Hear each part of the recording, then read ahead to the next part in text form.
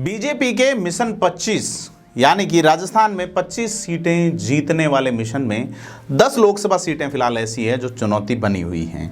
भाजपा का कहना है अब की बार 400 पार, लेकिन कांग्रेस जो है वो किस मिशन में जुटी है, कांग्रेस क्या चाह रही है, क्या भाजपा को सत्ता में पहुंचने से रोकना चाह रही है या 400 वाले मिशन पे ब्रेक लगाना चाह रही हैं, तमाम बिंदु है। लेकिन आज हम बात करेंगे भाजपा का जो मिशन 25 है उसमें 10 कौन सी लोकसभा सीटें हैं राजस्थान की जो चुनौतीपूर्ण हैं। हालांकि अंततोगत्वा जो मुद्दा है वो राम मंदिर, सीएए और तमाम राष्ट्रीय मुद्दे इस चुनाव में रहेंगे, लेकिन कांग्रेस जो है वो स्थानीय मुद्दे जैसे कि महंगाई, पेट्रोल डीजल के अन्य राज्यों से भाव और इन चीज़ों पे करेगी।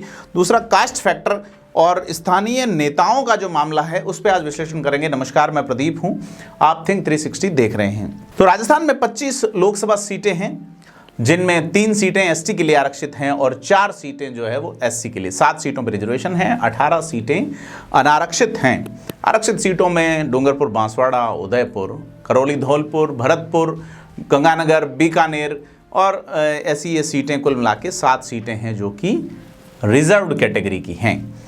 तो कुल मिला के आज बात करते हैं कि क्या रहेगा अगर कांग्रेस गठबंधन कर लेती हैं आरएलपी से, भारत आदिवासी पार्टी से और गंगानगर सीट पे कम्युनिस्ट पार्टी ऑफ इंडिया से, तो क्या समीकरण बनते हैं इन सीटों पे। अब ये 3 पार्टियों के गठबंधन की बात चल रही है। कम्युनिस्ट पार्टी मार्क्सवादी, राष्ट्रीय लोकतांत्रिक पार्टी हनुमान बेनीवाल वाली और भारत आदिवासी पार्टी जिसके विधायक दल के नेता राजकुमार रोत अब डूंगरपुर बांसवाड़ा से खड़े हो गए हैं गठबंधन की घोषणा से पहले ही। तो राजस्थान में पिछले लोकसभा जो 2 लोकसभा चुनाव हुए हैं उसमें भाजपा और उनके गठबंधन ने सभी 25 सीटों पर जीत हासिल की थी। 2014 में बीजेपी ने अपने दम पे हासिल की थी, लेकिन 19 में उन्होंने आरएलपी से गठबंधन किया, नागौर की सीट छोड़ी। अब 5 साल बाद यानी कि 2024 में हनुमान बेनीवाल बीजेपी से गठबंधन के मूड में नहीं है, यह तो कहा नहीं जा सकता, लेकिन बीजेपी का मानस तय है कि वो हनुमान बेनीवाल से कोई गठबंधन नहीं करने वाले। इसीलिए जो सीट नागौर की छोड़ी गई थी पिछली बार हनुमान बेनीवाल के लिए, उस सीट पे इस बार ज्योति मिर्धा, जो कि विधानसभा का चुनाव नागौर सीट से ही हरेंद्र मिर्धा से हार चुकी हैं, उनको सांसद का प्रत्याशी बना दिया है। तो यह गठबंधन अगर होता है तो गंगानगर वाला इलाका, वागड़, मारवाड़ समेत 10 लोकसभा सीटें हैं जहां चुनौती मिलती हुई दिखाई दे रही है। गठबंधन नहीं हुआ तो भाजपा की आसान राह जो है वो और भी आसान होगी। तो अब तक जो घोषणा हुई उसमें बीजेपी ने 15 और कांग्रेस ने 8-10 प्रत्याशियों की घोषणा की है। 8 सीटें पर दोनों पार्टियों ने आमने सामने प्रत्याशी घोषित कर दिए हैं और इससे जो सियासी समीकरण बन रहे हैं उसने मुकाबले को बड़ा इंटरेस्टिंग बना दिया है। तो क्या स्थिति बन रही है राजस्थान में खास करके, और बीजेपी जो मिशन 25 की राह में है उसमें चूरू, झुंझुनू, टोंक सवाई माधोपुर, डूंगरपुर बांसवाड़ा, उदयपुर, जालोर सिरोही, नागौर, दौसा, भरतपुर और करौली धौलपुर वाली सीट जो है वो चुनौती बन सकती है भाजपा के लिए कांग्रेस के द्वारा अगर ये गठबंधन मुकम्मल हो जाता है।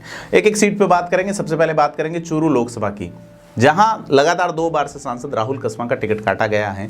युवा राहुल कसवां 47 साल की उम्र है उनके सामने 42 साल के देवेंद्र झाझड़िया, गोल्ड मेडलिस्ट 2 बार के, 1 बार के सिल्वर मेडलिस्ट को टिकट दिया गया है।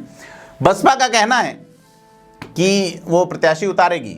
जैसी हमारी एक दिन पहले बसपा के जो विधायक हैं चूरू जिले की सादुलपुर सीट से, उनसे बात हुई मनोज न्यांगली से, वो कह रहे हैं कि उनकी पार्टी अगर उन्हें आदेश करेगी तो वो चुनाव लड़ेंगे।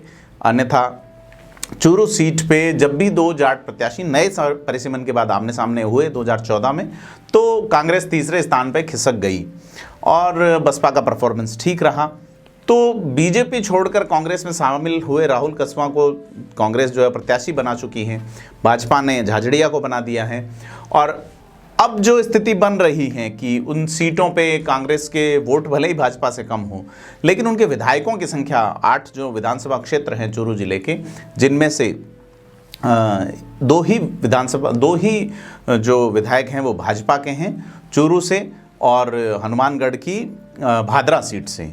और अगर दूसरी तरफ देखें अपन तो फिर बाकी सीटों पे 1 सीट पे मनोज न्यांगली है और 5 सीटों पे जो है वो कांग्रेस का प्रत्याशी जीता है, जिसमें रतनगढ़ सीट हैं, जिसमें सरदार शहर हैं, जिसमें सुजानगढ़ की सीट है, तारानगर जो कि काफ़ी हॉट सीट रही राजेंद्र राठौड़ का जो चुनाव था उसके चलते।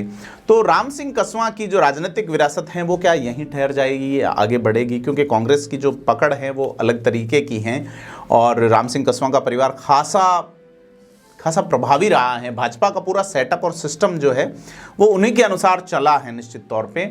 तो उनके राहुल कसवा के पिता राम सिंह कसवा चूरू की लोकसभा सीट से लंबे समय तक सांसद रहे हैं। उनकी मां भी चूरू से चुनाव लड़ चुकी हैं, जिला प्रमुख रही हैं, विधायक रही हैं सादुलपुर सीट से। तो उन्होंने जो है वही जयचंद वाला इशू शुरू हुआ, फिर सामंतवाद की बात आई, ये तमाम चीज़ें जो है ना, तो राहुल कसवा की तरफ भावनात्मक रूप से एक फ़ायदा है। देवेंद्र झाझड़िया नए हैं, पूरा भाजपा का सिस्टम किस तरह से लगेगा, राम मंदिर वाला मुद्दा, अग्निवीर योजना समेत तमाम चीज़ें हैं। और अगर बात करें इसी की पड़ोसी सीट झुंझुनू पे, तो वहाँ लंबे समय बाद ओला परिवार जो है वो मैदान में आया है। ब्रजेंद्र ओला जो है वो स्वर्गीय शीशराम ओला की विरासत को लेके आए हैं। उनके पिता केंद्रीय मंत्री रहे, लगातार सांसद रहे। ब्रजेंद्र ओला खुद झुंझुनू से लगातार चौथी बार एमएलए का चुनाव जीते हैं। बीजेपी अब तक यहाँ प्रत्याशी ढूंढ ही नहीं पाई है और विधानसभा चुनाव 2023 देखें तो भी बीजेपी का प्रदर्शन ठीक नहीं रहा और बीजेपी ऐसे में यहाँ अभी तक घोषणा नहीं कर पाई है। लिहाजा एक मुस्लिम वोट बैंक बड़ा और जो कांग्रेस का वोट बैंक है जो कि विधानसभा चुनाव में कांग्रेस ही की तरफ रहा, वो अगर इस तरफ रहता है तो झुंझुनू सीट भी भाजपा के लिए मुश्किल या टेढ़ी खीर बन रही है।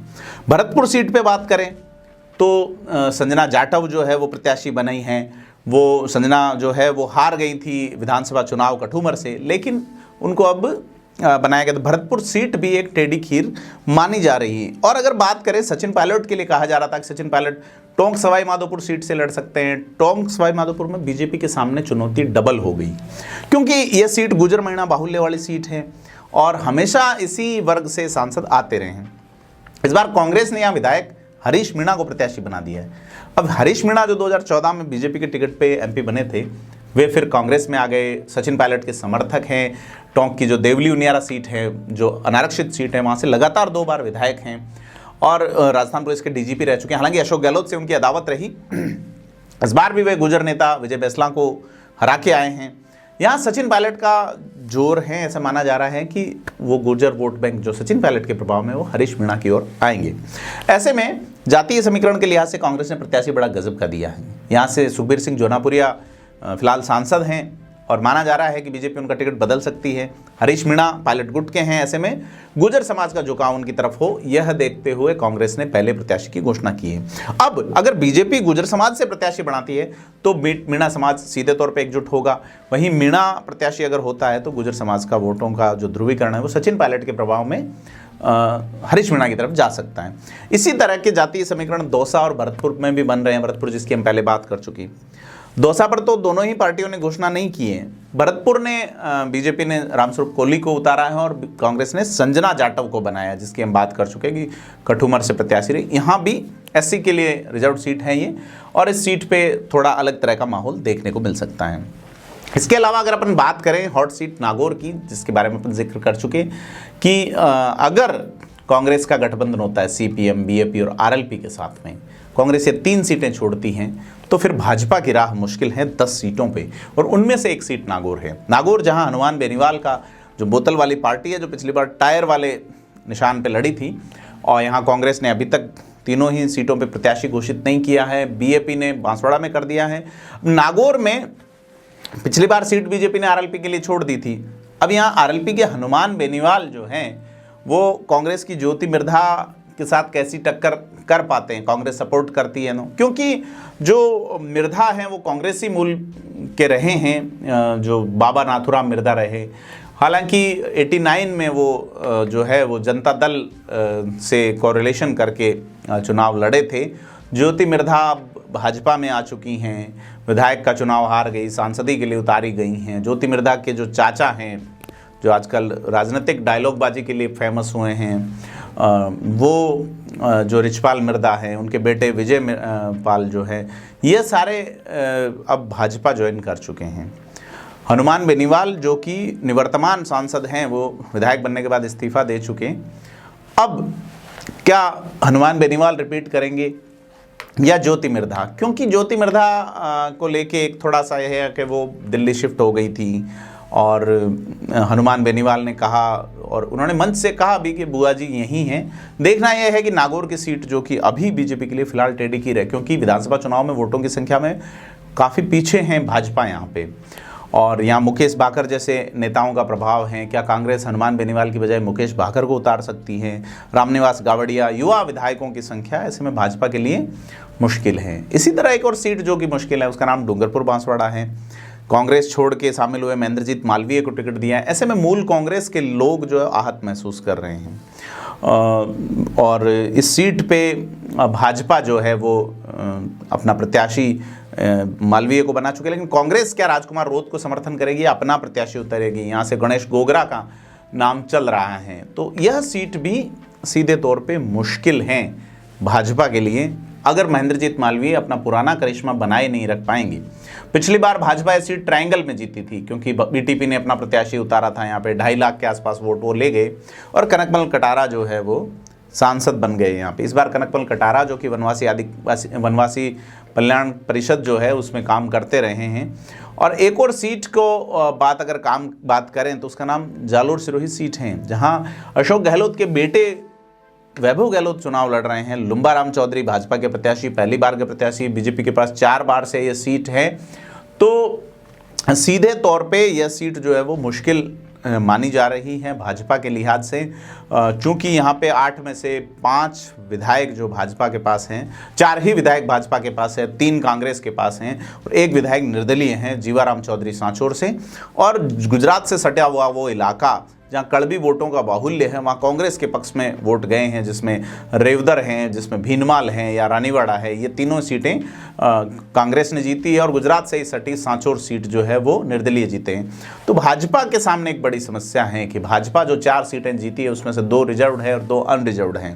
तो एक बड़ी जो समस्या है भाजपा के साथ वो यह है कि उनके जो जीत के आए हुए विधायक भी अगर समाराम गरासिया को छोड़ दें, मतलब कि आहोर के विधायक छगन सिंह राजपुरोहित, जिनका वोट बाहुल्य इतना अधिक नहीं है कि वो कास्ट वोट बैंक जो हैं, जोगेश्वर गर्ग जिनकी गर्ग जाति के वोट इतने नहीं हैं कि वो एससी समाज के सारे वोटों को अपनी ओर मूव कर ले, और राजपूत वोट बैंक कांग्रेस बाहुल माना जाता है। तो क्या स्थिति रहेगी? अशोक गहलोत की जादूगरी इस बार जालोर सीट पे नजर आएगी या नहीं?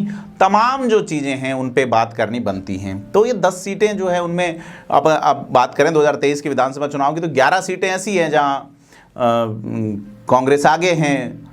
लोकसभा चुनाव से पहले हुए विधानसभा चुनाव में उसमें करौली धौलपुर में आगे हैं, टोंक सवाई माधोपुर में आगे, सीकर में आगे हैं कांग्रेस, झुंझुनू में, चूरू में, पूरी शेखावाटी, जालोर की सीट पे, बांसवाड़ा, बाड़मेर, अलवर, भरतपुर, नागौर, इन सीटों पे कांग्रेस आगे थी विधानसभा चुनाव में टोटल वोटर्स में।